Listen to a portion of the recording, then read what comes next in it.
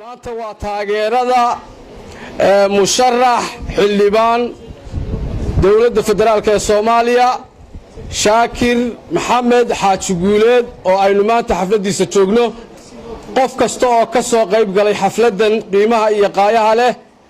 waa u mahad celinayna waxaan leenahay waad mahadsan tahay inta kale ay soo sharaxi doontaan insha Allah taala sida golahan loo soo buuxiyo iyadana loo soo buuxiyo maadaama ay dhamaantoodba yihiin ilmadoonni iyo gabdhaheennii ay yihiin Shaakir Maxamed Xaaji Guuleed wuxuu dhashay 1982 wuxuu ku dhashay magaalada Muqdisho dugsiga hoose wuxuu kaga baxay iskuul la yiraahdo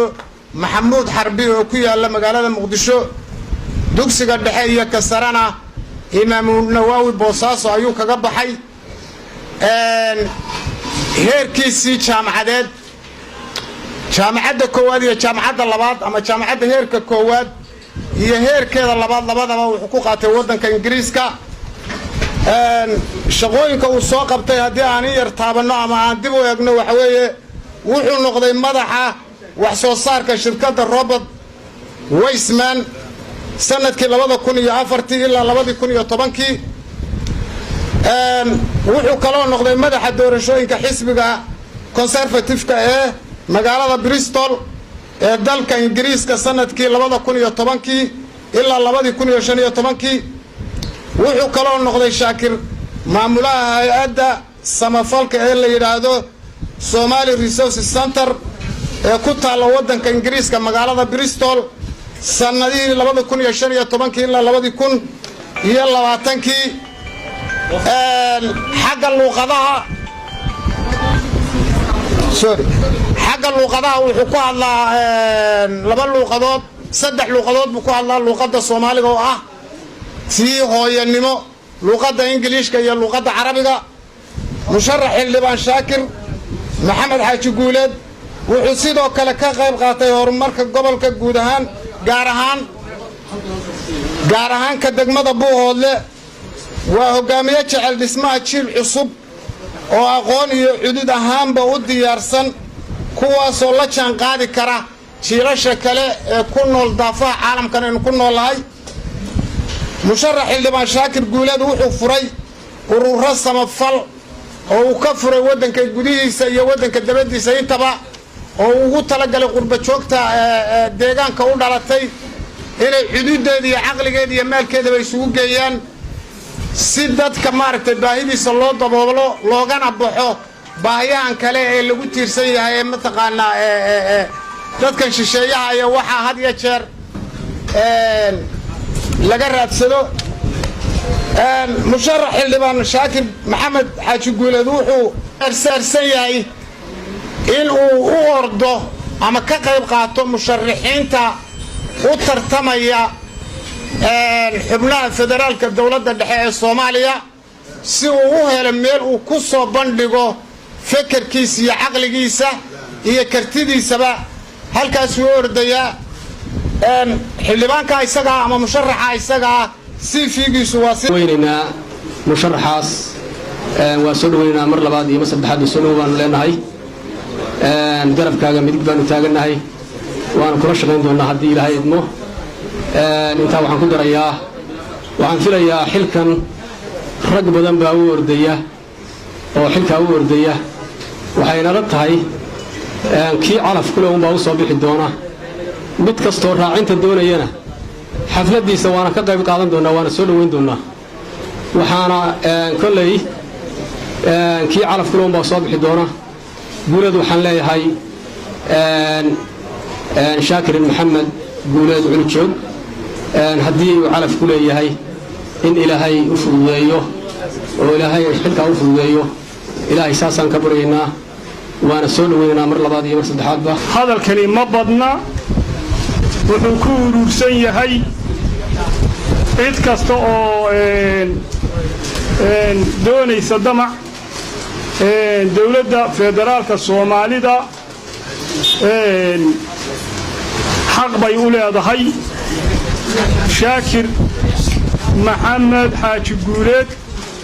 aniga waaba iiga sii duwan yahay ragga musharaxiinta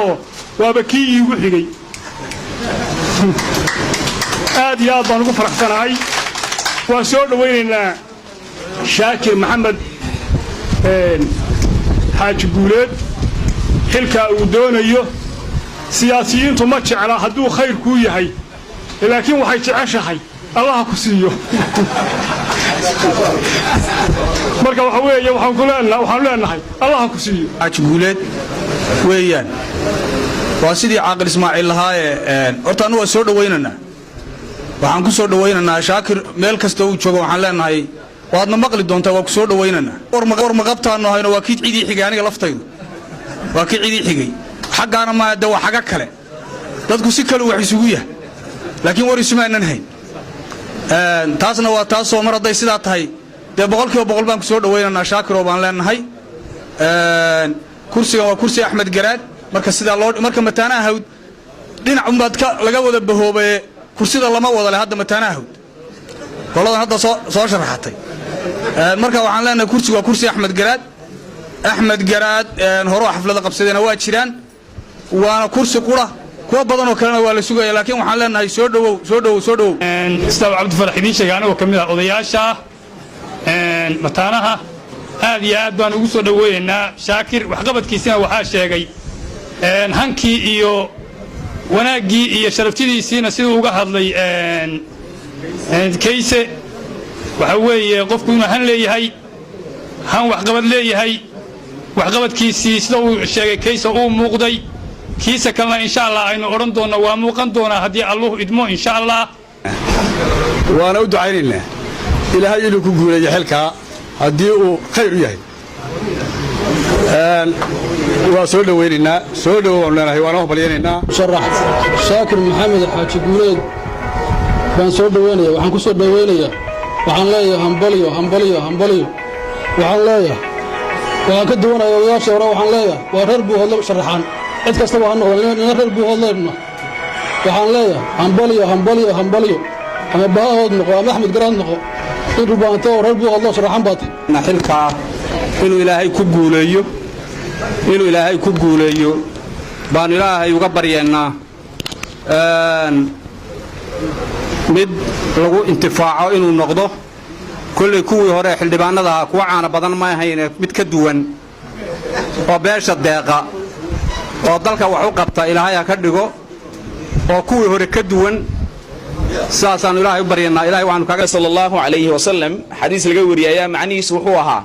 ما من زمان إلا والذي بعده شر منه حل مجره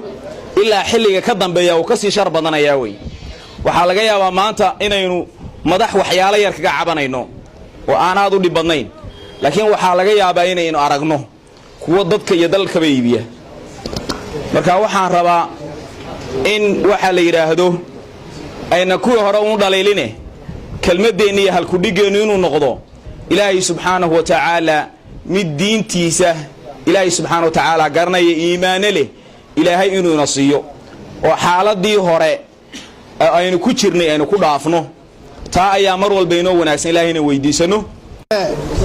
Shaakir Maxamed Xaaji Guuleed oo xilka u taagan federaalka u taagan yayna hadii ku rayay shaacirina maanta nin walibana wuxuu ka mudan yahay baadna hadii la ku reeyay ugu hawl gashaa mar hadduu maanta xafladan uu dhigtay inay yidhi hallay shaaciyo hadii la ku reeyay uu codsiga keenay aynana waynu ka ajiibaynaa waxa waliba ajiib bay leeyihiin waanu ka ajiibnay waa kugu garab taaganay hambaliyaanu ku leenahay nasiibkaagaad qabtaa calafkaagaad qabtaa Maxamed Xaaji Guuleed soo dhawow mar iyo laba iyo saddex waa ku soo dhaweynaa xilka aad rabto ilaahay kugu guuleeyo waa taageero buuxdaan ku siinanaa soo dhawow ilaahay xilka kugu garab galo haddii doorashadu meesha koobaad ay ka bilaabato waa halkan oo kale xafladan oo kale weeye anigu waxaan leeyahay waa ku dooran meel kastoo aad joogto waxqabadkaaga haddaanu dhegaysanay CV-gaaga haddaanu dhegaysanin markaad qurbaha ku maqnayd waxyaabaha aad soo qabatay soo bandhigaaga sidaasaanu kugu doorannay annagu inta kale ee naga dambaysaana 101 way ku coday doontaa doorashadu way ku dhacdo wassalaamu calaykum waraxmatullahi xildhibaanku ama xubintaasi maxay qabanaysaa maxaa lagu dooranayaa CV-giisa la soo bandhigaa okay marka ugu horeysa doorashada marka la fiiriyo doorasho one for the one man ama aha waa doorasho dadban inta masiirkeedu uu ka go'aana ama soo gudbinaysana waa inta halka fadhida cuqaasha ah ama bahan nugaaleed ha ahaato ama baha axmed ha ahaato ama maxay tahay baha khayr iyo baha mataana hawda ha ahaatee waa intaas inta soo gudbinaysa intaasina waxa laga rabaa inay ergadii soo gudbiso ergadaasi kole ergadu maanta way bislaatay wayna badan tahay bisayl badanna wuu jiraa xildhibaanka maanta la dooranayo qabiil lagu dooran maayo maxay ahaytooy kole dadka ergada ka midana waanahay oo weliba raba inuu ergada dhexdeeda campaign ka sameeyo la yiraahdo Shaakir aqoon fiican baanu leeyahay maalintii uu qurbaha yimi iyo hawlihii uu bilaabayna waa ogaa ilaa hadda meesha uu marinayana waa ogaa wax walbana waxa kala muhiimsanaa deegaankiisa iyo dadkiisa ayaa kala muhiimsan wiilka waxay noqonaysaa insha Allah beej cusub oo inoo furmay oo beejka cusub talo muxuu yahay waa beejkii dhalinyaranimada ee la iska riixayay intii in badan inay hor joogto haddii alla idmo marka waxaan u hambaliyaynayaa intiina ka soo qayb gashay waxaan u hambaliyaynayaa xildhibaanka waxaan ugu ducaynayaa inuu helo maxamed xaaji guuleed oo musharax waxaan leenahay musharaxnimadaada noqo kii ku guulaysta ee soo baxa haddii allaha awoodda leh uu ogolaado waxaan kaloo ku hambaliyaynayaa kolley musharaxiintu waa badan tahay nin kastana waxaa lagu qiimayn doonaa waxqabadkiisa haddii uu soo baxo gobolkan cayn kolley waxaa laga yaabaa musharaxiintu markay timaaddo marka hore waa halgamaan oo waxay u halgamaan in ay kursiga helaan markay ku guulaystaanna waabay ilaawaan waxaan leeyahay noqonin kii ilaawa waxaad noqotaa kii wax u soo kordhiya waa salaamayaa musharaxyadu way fara badan yihiin haddii ay fara badan yihiinna mid walba wuxuu jecel yahay in la yidhaahdo adaa lagu dooranaya marka hore wixii lagu qoray ubaad la kulmaysa laakiin raalli baanu kaana ilaahayna waxaan ka baryayaa intaa oo musharaxa rag iyo dumarba oo qurbajoogu badan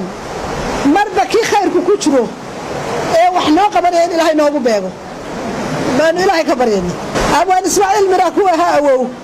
abwaan cali dhuux ayaa ku ahaa awow abwaankii sabatar baa ku ahaa awow abwaan adal carab ayaa ku ahaa awow abwaankii cumar ayaa ku ahaa awow abwaan axmed dirid ayaa ku ahaa awow abwaan axmed sabatar baa kuuba noqon adeer abwaan yuusuf suusle baa kuuba noqon adeer bidhiiloo baariyaa ku ahaa awow bisinkan kuu qabta iyo baqra iyo watin barashadaada iyo bidhaantaada waan jeclahay boqorku kuu dhawow bishaaraanu kuu sidnaa waxaan ku leeyahay shaakirow reer hebel waxba ma taro haddii mataar hawd lagugu sheegay haddii axmed garaad lagugu sheegaba axmed garaad weligiibu meel oo mana ka show lahaa waxqabad baa la rabaa xiniyahaada soo fuul ugu dambayntii waxaan u rajaynaa shaakir maxamed xaaji guuleed inuu ilaahay ku guuleeyo booskaas oo waafajiyo hankiisa iyo himiladiisa oo uu noqdo musharax tartama isla markaana guulaysta ugu dambayntii waxaan ku dardaarmayaa dadka gacantooda geli doonto waxaa weeye kala saarista musharaxiinta tartamaya ee deegaanka u tartamaya ee ergada noqon doona inay hadafkoodu saaraado quality iyo shakhsiyad ku salaysan waxqabadka deegaanka looga baahan yahay in looga helo dowladda uu qofka tartamaya u matalayo oo aan lagu dooran qofkaas qaab ama qabyaalaysan ama najeclaysiya ee lagu doorto qofkaas waxaa weeye quality yaa wax qabanaya iyo qofkanu hanankeeda guuleeyahay maxaa se laga jeedaya